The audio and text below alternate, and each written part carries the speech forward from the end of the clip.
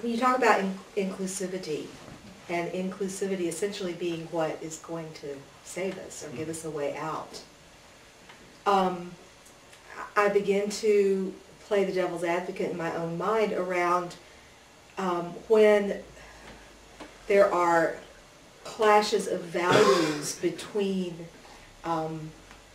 cultures, religions, that seem to be so huge that there's not a way to reconcile them. And I mean, a couple examples might be a culture that believes in human sacrifice and does that, or maybe one that's a little bit more current. I'm thinking about the fundamentalist LDS church in El Dorado, the compound with the teenage pregnancies and wives and all of that. You know, that when we come down to this being inclusive and using compassion and love, hopefully, as our guide, what happens when then there are some values that seem to, what is the way out of the differences being such that you come down to saying, well, everything you're doing is okay, except I just can't let you include this, or, and then they say, well, thanks, I can't let you include allowing gay marriage, or whatever it might be. Yeah, I think that's a really, really good question. Actually, maybe too good. Any other questions? That was too hard. One of the things that you may want to think about.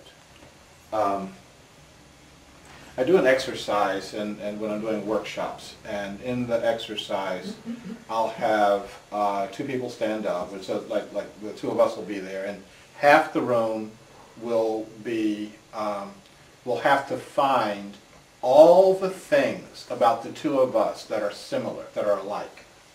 And the other half the room has to find all the things about the two of us that are different, okay?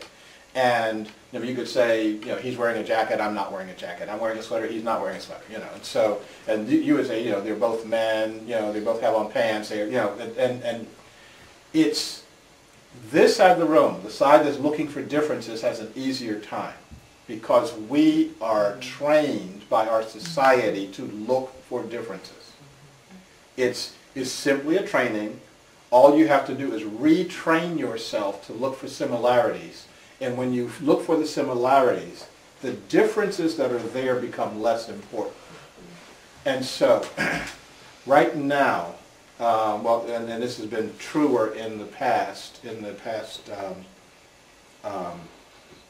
years, but people are killing each other in Iraq. And one of the reasons that they're killing each other is that one group believes that 1400 some odd years ago, that the first caliph after the Prophet Muhammad should have been Ali, while another group believes that it should have been Abu Bakr. Okay? Now, they're sore losers, aren't they? Who gives a shit? And I don't mean any, actually I do mean disrespect, okay? I mean, I have Sunni friends, I have Shia friends, and they can completely get along with each other. They can intermarry with each other. There is no problem until you bring this up, and then we have to kill each other. Okay? After 1400 years, we have to still kill each other. What I would say in that instance is just like, don't go there anymore. Don't talk about it. It's not important to how you live your life. I would suggest that most of the things that we call deal breakers, okay, I can't be with you because you are, these are things that just aren't important in one's life. And I don't mean that to say these things aren't important. I'm saying it's not important to how I'm living my life or how I get along with you. It doesn't matter to me whether you are a Democrat or Republican or an independent, and I don't know what you are, and I don't need to know what you are. Okay? Those are irrelevant distinctions. Okay? The distinction that I want to know is how do you treat the earth, how do you treat yourself, and how do you treat each other, okay, the other.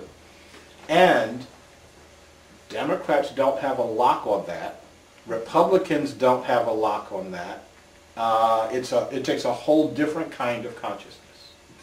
I could say an awful lot more, but I'm going to actually be respectful, and I don't know if you have a... Well, I would say, in response to your question, that first of all, for me, inclusiveness should also celebrate diversity. Inclusiveness doesn't mean sameness. It means honoring the diversity.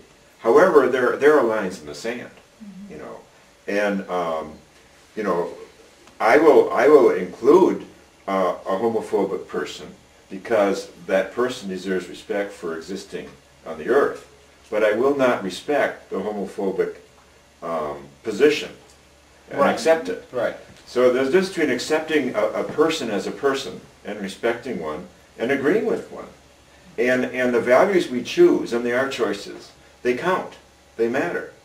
And I will not countenance, you know, the disparaging of a sexual minority, or the disparaging of women, or the disparaging of animals, you know. And if that's your philosophy, if that's your conviction, then, you know, I'll try to include you as a human being, but I will not include your ideas.